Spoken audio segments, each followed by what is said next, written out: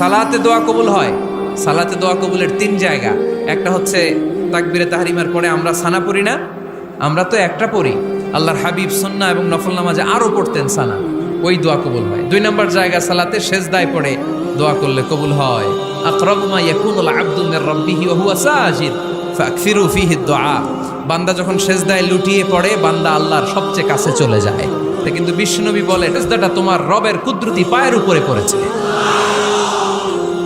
সেজদায় পড়ে দোয়া করেন। সালাম ফিরানোর আগে বিশ্বনবী দোয়া করতেন, লা ইউসাল্লিমান্না আহাদুকুম হাত্তা ইয়াতাআওয়াযা মিন আরবা'a। আল্লাহর হাবিব বললেন, চার জিনিস থেকে পানাহ না আছে আমার কোন উম্মত যেন সালাম না ফিরায়। তারা যেন পড়ে, আল্লাহুম্মা ইন্নী আউযু বিকা মিন আযাবিল কবর, আউযু বিকা মিন আযাবি জাহান্নাম, আউযু বিকা মিন ফিতনাতিল মাহইয়া ওয়াল মামাত, আউযু বিকা মিন ফিতনাতিল মাসিহিদ দাজ্জাল। আল্লাহ কবরের আযাব থেকে বাঁচাও, আল্লাহ জাহান্নামের আগুন থেকে বাঁচাও, আল্লাহ জীবন